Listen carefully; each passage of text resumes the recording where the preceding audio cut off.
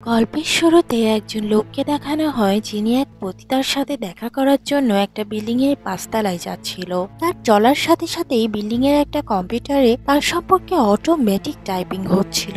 লোকটা যখন পাঁচতলায় পৌঁছে সে দেখে জায়গাটি সম্পূর্ণরূপে পরিত্যক্ত অবস্থায় রয়েছে, যেখানে আগুন লেগে সব পুড়ে গিয়েছিল। তখন সেই কম্পিউটারে লোকটা সম্পর্কে একটা পুরো গল্প লেখা সম্পন্ন হয়ে যায়। ওই মুহূর্তে কম্পিউটারের দায়িত্ব থাকা লোক লিও সেখানে আসে, যে বিল্ডিং এর তত্ত্বাবধানের দায়িত্বে ছিল। সে কম্পিউটারের দিকে তাকিয়ে অবাক হয়, কারণ সেখানে বিল্ডিং এর বাইরে ঘটতে যাওয়া একজন লোকের মৃত্যুর কথা লেখা ছিল। এটি পড়ে লিও দৌড়ে বিল্ডিং এর বাইরে যায়, কিন্তু ততক্ষণেই প্রথম লোকটা বিল্ডিং এর ছাদ থেকে লাফিয়ে নিচে দাঁড়িয়ে থাকা ডেলিভারি ম্যানের ওপর পড়ে এবং সেখানে তাদের দুইজনেরই মৃত্যু ঘটে। এই দৃশ্য দেখে লিউ হতভম্ব হয়ে যায়। কিছু সময় পর পুলিশ এসে লাশগুলো নিয়ে যায়। সেখানে পেই নামের এক নারীকে দেখা যায়, যে কিছুদিন যাবৎ এই বিল্ডিং এ থাকছে আর সে এই সব ঘটনার সঙ্গেও অবগত ছিল। যখন থেকে পাঁচতলায় আগুন লেগেছে তখন থেকে এই বিল্ডিং এ উদ্ভট মৃত্যুর দেখা মিলছে। আজ যা ঘটেছে তা দেখতে বিল্ডিং এর সবাই নিচে আসে, যেখানে ফ্রান্সিসা নামের একজন নারী তার মেয়ে জাওকে নিয়ে আসে, কিন্তু জাও ভিড়ের জন্য তার মা থেকে আলাদা হয়ে যায়। সে একটা সিঁড়িতে গিয়ে বসে, সেখানে সে তারই বয়সের একটা বাচ্চার আত্মা দেখতে পায়। তখনই ফ্রান্সিসা সেখানে চলে আসে আর জাওকে সেখান থেকে নিয়ে যায়। তখন সেখানে তিন নামের এক লোককে দেখা যায়, যে ফ্রান্সিসাকে দেখে সেখান থেকে পালিয়ে যায়। আজ লোকটির মৃত্যু কেন ঘটেছে তা জানার জন্য পেই বিল্ডিং এর ভেতর একটা মন্ত্র পড়তে শুরু করে। তখন লিউ সেটা সিসিটিভিতে দেখে ফেলে। পেই সিঁড়ির কাছে যায় আর লিউ লুকিয়ে লুকিয়ে তাকে ভিডিও করতে শুরু করে। পেই চারতলায় তার ঘরের ভেতর ঢুকলে লিউ পিছু নিতে গেলে ক্ষণিক আওয়াজ হয়, যার ফলে লিউ ধরা পড়ে যায়। লিউর অনেক ইনসিস্ট করার পর পেও লিউকে সব খুলে বলতে রাজি হয়। সে লিউকে নিয়ে পাঁচতলায় যায়। পেই বলে এই ফ্লোরটি আগে একটা পতিতালয় ছিল। 20 বছর আগে এই ফ্লোরে আগুন লাগার ফলে 19 জন মানুষের মৃত্যু ঘটে। সে লিউকে একটা কক্ষ দেখিয়ে জানায় এটি পেইয়ের মা চ্যানের কক্ষ ছিল। অর্থাৎ পেইয়ের মা চ্যানও একজন পতিতা ছিল।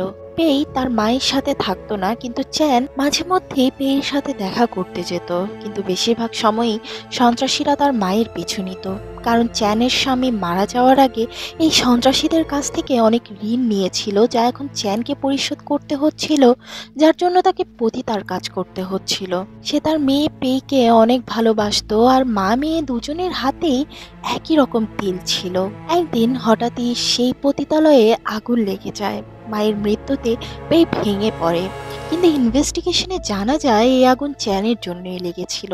কিন্তু পেই এ কথা বিশ্বাস করেনি। পেই অপ্রাকৃতিক বিভিন্ন ঘটনা অনুভব করতে পারত।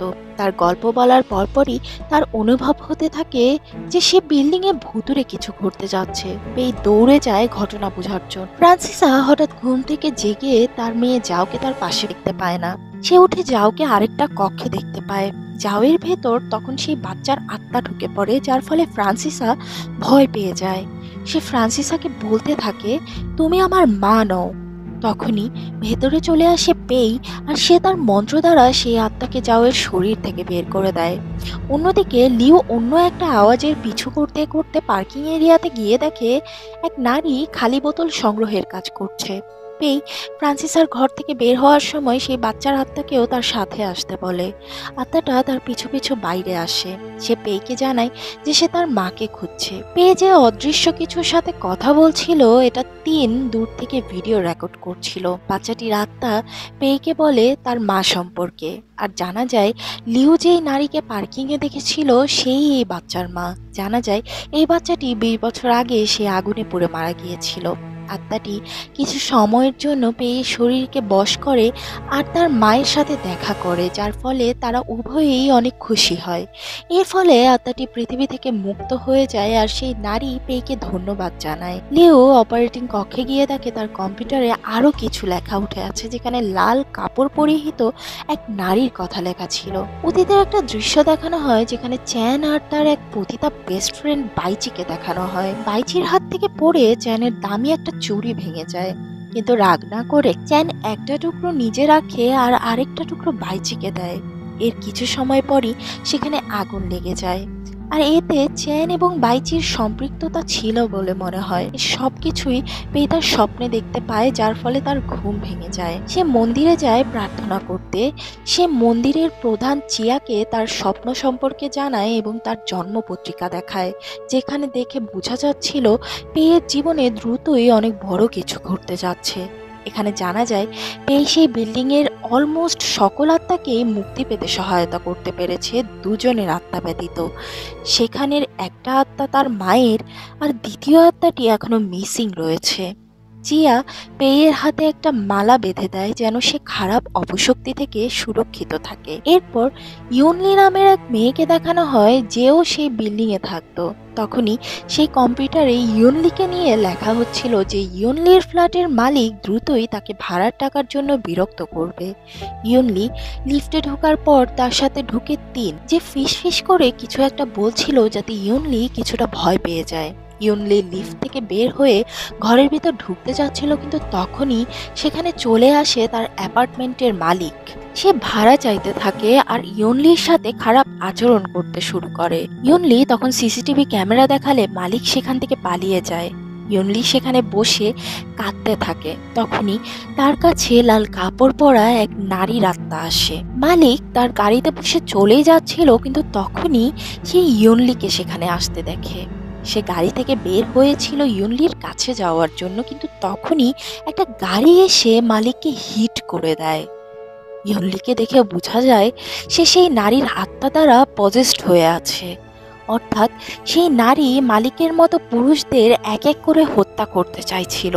লিও গোসল করে এসে কম্পিউটারে তাকিয়ে ইউনলির পুরো ঘটনা লেখা দেখে এটি পড়ে সে ভয় পেয়ে যায়, আর সে কক্ষে নেগেটিভ কিছুর উপস্থিতি টের পায়। কিছু সময় পর ইউনলি পাঁচতলায় একটা কক্ষের ভেতর ঢোকে, যেখানে তার শরীর থেকে সেই আত্মা বের হয়ে যায়, আর ইউনলি নিচে পড়ে যায়। জ্ঞান ফিরলে ইউনলি নিজেকে পাঁচতলায় দেখে ভয় পেয়ে যায়। তখনই শয়তানি আত্মা ইউনলির সামনে চলে আসে। ভয় পেয়ে ইউনলি দৌড়ে লিফটের কাছে যায়, যেখান থেকে পেই তাকে টেনে নিজের ঘরে নিয়ে আসে। সেখানে এক্সোসিজম করে সে আত্মা থেকে ইউনলিকে আলাদা করে দেয়। ইউনলি পেইকে সব খুলে বলার পর পেই তাকে হিপনোটাইজ করে সেই আত্মা সম্পর্কে বিস্তারিত জানার জন্য। ইউনলি হিপনোটাইজ হওয়ার পর জানায় সেই আত্মা অনেক বেশি একাকিত্ব বোধ করে, আর সে মরার আগে অনেকের সাহায্য খুঁজেও পায়নি। ইউনলি অদ্ভুত একটা চিত্র আঁকে, যার অর্থ পেই আপাতত বুঝতে পারে না। পেই ইউনলিকে একটা তাবিজ দেয় যেন সে আর পজেসড না হয়। পেই বিল্ডিং এর ছাদে গিয়ে দাঁড়ায়, আর লিওর কম্পিউটারে এক নতুন গল্প লেখা শুরু হয়ে যায়, যেখানে ছাদে শয়তানি কিছু ঘটার কথা লেখা ছিল। ছাদ থেকে নিচে রাস্তায় পেই সেই লাল কাপড় পরা আত্মাকে দেখতে পায়, যে এক ঝটকায় উপরের দিকে এসে পেইকে ভীত করে দেয়। তখনই পেছন থেকে তিন এসে পেইয়ের উপর আক্রমণ করে দেয়, কিন্তু পেইকে বাঁচাতে লিউ সেখানে এসে পড়ে। তিন সেখান থেকে পালাতে গেলে পেই আর লিউ তার পিছু নেয়, আর তার অ্যাপার্টমেন্টে পৌঁছে দেখে পুরো ঘরে পেয়ের ছবি লাগানো রয়েছে। তিন এবার কাঁদতে থাকে আর জানায় যে 20 বছর আগে তার বাবা মাও সে আগুনে পুড়ে মারা গিয়েছিল। তিন মনে করেছিল পেই আত্মাদের মেরে বিল্ডিং থেকে বিতাড়িত করে, আর তার মা বাবার আত্মাকেও হয়তো সে মেরে ফেলেছে। পেই তিনকে তার অ্যাপার্টমেন্টে নিয়ে অনেকগুলো ফলক দেখায়, যেখানে তার মা বাবারও ফলক ছিল। পেই সকল আত্মাকে মুক্তি দিয়ে তাদের নামের ফলক বানিয়ে রেখেছিল। তিন বুঝতে পারে যে তার বাবা মার আত্মা মুক্তি পেয়ে গিয়েছে। পেই লিউকে ইউনলির বানানো সেই চিত্র দেখায়। সেটি দেখে লিউর একটা খবরের কথা মনে পড়ে যায়।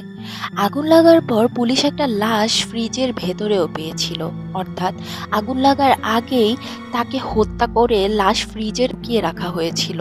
হতে পারে সেটা সেই লাল কাপড় পরা আত্মারই লাশ।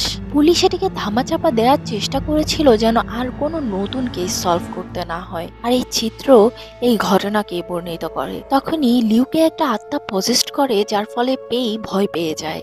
লিউর ভেতর থাকা আত্মা বলে, ভয় পেও না, আমি তোমার মায়ের আত্মা। পেইর সন্দেহ হয়, কারণ এর আগে এমন কখনো হয়নি। সে বুঝতে পারে আত্মাটি মিথ্যা বলছে, তাই সে মন্ত্র পড়ে সে আত্মাকে বিতাড়িত করে, কিন্তু এর ফলে পেই আর লিউ দুজনই অজ্ঞান হয়ে যায়। জ্ঞান ফেরার পর পেই দেখে লিউ এখনো পজেস্ট হয়ে আছে, কিন্তু এইবার চ্যানের আত্মাই তাকে পজেস্ট করেছিল, কারণ পেই লিওর হাতে সেই তিল দেখতে পায় যা তার মায়ের হাতে ছিল। চ্যানের আত্মা পেয়ের কাছে ক্ষমা চায় তাকে ছেড়ে যাওয়ার জন্য। পেই তার আত্মহত্যার কারণ জানতে চায়। চ্যান বলে সে আত্মহত্যা করেনি। এতে পেই বিভ্রান্ত হয়ে পড়ে। অতীতের দৃশ্য দেখানো হয় যেখানে চ্যানের কাছে বাইচে এসেছিল। সেই পতিতালয় থেকে মুক্তি পেতে চাইছিল। পতিতালয়ের মালিক আবাও সবসময়ই বাইচির জন্য খারাপ খারাপ লোক নিয়ে আসতো। এ কারণে বাইচি অনেক দিন ধরেই কাজ করছিল না। চ্যান বলে আবাও যদি এ কথা জানতে পারে তবে অনেক বিপদ হয়ে যাবে। চ্যান বাইচিকে কাজ করতে বলে। বাইচি তাই এ কাজ আবার করতে রাজি হয়, কিন্তু সেই লোকটা ছিল সাইকো। সে বাইচির হাত পা বেঁধে তাকে প্রচুর মারধর করে। সহ্য করতে না পেরে বাইচি সেই লোককে মেরে বাইরে চলে আসে, কিন্তু বাইরে দাঁড়িয়ে ছিল আবাও। আবাও বাইচিকে দিয়ে সেই লোকের কাছে মাফ চাওয়ায়। সেই লোক বাইচিকে লাথি মেরে কোনো টাকা না দিয়ে সেখান থেকে চলে যায়। এতে আবাও রেগে গিয়ে বাইচিকে অনেক খারাপভাবে মারতে থাকে, এমনকি তার নাকও ভেঙে দেয়। সব কিছু আড়াল থেকে শুনছিল চ্যান, কিন্তু ভয়ের কারণে সে সাহায্যের জন্য আসতে পারে না। বাইচি বের হয়ে সকলের কাছে সাহায্য চায়, কিন্তু কেউ তাকে সাহায্য করে না। সে চ্যানের কক্ষের দরজা টোকা দেয়, কিন্তু চ্যান জানতো যদি সে দরজা খোলে তবে আবাও তাকেও মেরে ফেলবে। বাইচির হাজার অনুরোধের পরেও চ্যান দরজা খোলেনি, আর এই অনুশোচনা বোধের ফলেই চ্যানের আত্মা এখনো মুক্ত হতে পারেনি। এই সব কিছু পেই জানতে পারে। চ্যানের আত্মা লিউয়ের শরীর ছেড়ে চলে যায়। যেই খারাপ আত্মাটা দেখা গিয়েছে বোঝা যায় সেটা বাইচির আত্মা। ফ্রান্সিসা রাতে বসে ইউটিউব ভিডিও দেখছিল, যেখানে সে ভিডিওর ভেতরেই প্যারানর্মাল ঘটনা দেখতে শুরু করে। তখনই তার টিভি আপনা আপনি চালু হয়ে যায়। সে ঘাবড়ে যায়। তখনই বাইচির আত্মা এসে তার উপর আক্রমণ করে। লিউ আর পেই পাঁচতলা থেকে শয়তানি শব্দ শুনতে পায়। তারা দৌড়ে সেখানে যায় আর চেক করতে থাকে। তখনই তাদের সামনে একটা ফ্রিজ নড়তে শুরু করে। সেখান থেকে বের হয় খুবই ভয়ানক রূপে থাকা বাইচি দ্বারা পজেস্ট হওয়া ফ্রান্সিসা। সে লিউকে তুলে দূরে ফেলে দেয়। সে পেয়ের গলা চেপে ধরে আর বলে, আমি তোর মেয়েকে ধরে ফেলেছি, এখন আমি বদলা নিব। তখনই সামনে চলে আসে চ্যানের আত্মা।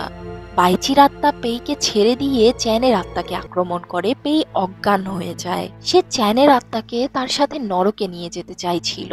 চ্যান বাইচিকে সব বোঝানোর চেষ্টা করে। অতীতের দৃশ্যে দেখানো হয় চ্যান দরজা খুলে দিয়েছিল, কিন্তু তখনই আবাও এসে বাইচিকে টেনে নিয়ে যায়।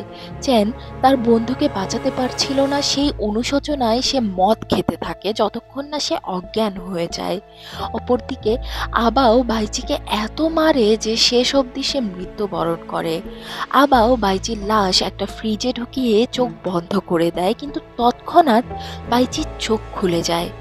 অর্থাৎ তার আত্মা তৎক্ষণাৎ বদলা নিতে ফিরে আসে। বাইচির আত্মা সর্বপ্রথম চ্যানের কক্ষে থাকা মোমবাতি জ্বালিয়ে দেয়, যার ফলে কক্ষে আগুন লেগে যায়। আর সেই আগুনে পুরো পতিতালয়ের সকলের পুড়ে মৃত্যু ঘটে।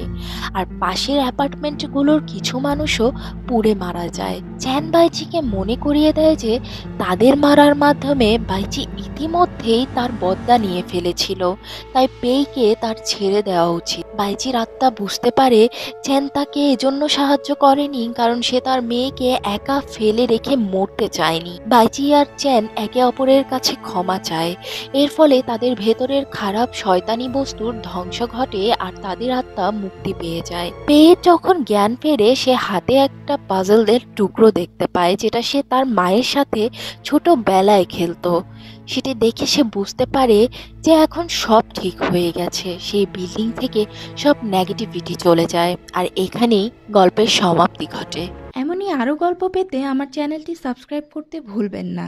আর যদি ভিডিওটি আপনাদের ভালো লেগে থাকে তবে লাইক, শেয়ার এবং কমেন্ট করতে ভুলবেন না। Thanks for watching.